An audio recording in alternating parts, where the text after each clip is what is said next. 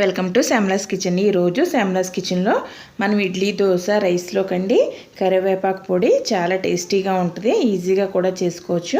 అది ఎలా తయారు చేసుకోవాలో చూద్దాము. స్టవ్ వెలిగించుకుని ప్యాన్ పెట్టుకుని 1 స్పూన్ ఆయిల్ వేసుకోవాలండి.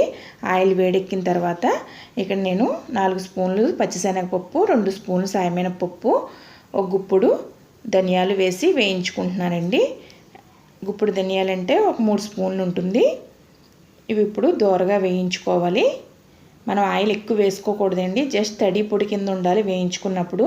లేదంటే మనం మిక్సీ పట్టుకున్నప్పుడు అది తడిగా ఉండి మిక్సీలో నలగదు ఆయిల్ ఎక్కువ ఉంటే.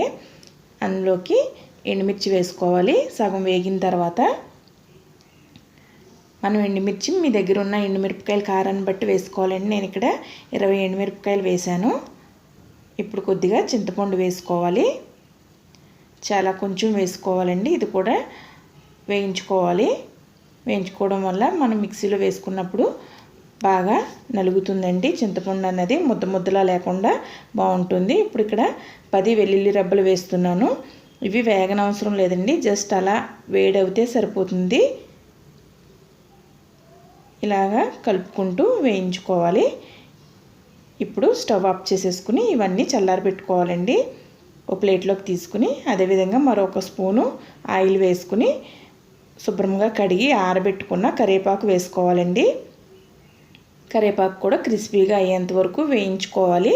వేయించుకుంటేనే మనకి పొడి కొట్టుకున్నప్పుడు మనకి చక్కగా ఉంటుంది.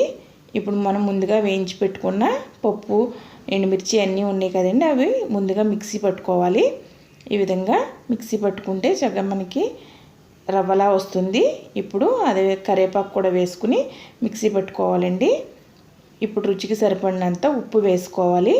కొద్దిగా పసుపు కూడా వేసుకుని మరొకసారి మిక్సీ పట్టుకోవాలి. నేను ఇక్కడ చిన్న గిన్నెలు వేసిన వలన ఒకసారి పట్టలేదండి. మీరు పెద్ద జార్లో వేసుకుంటే అన్నీ ఒకేసారి మిక్సీ పట్టేసుకోవచ్చు.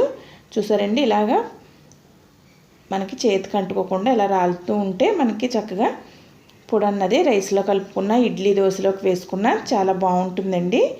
ఫ్రెండ్స్, ఈ వీడియో కనుక మీకు నచ్చినట్లయితే please subscribe my channel, share చేయండి, లైక్ చేయండి.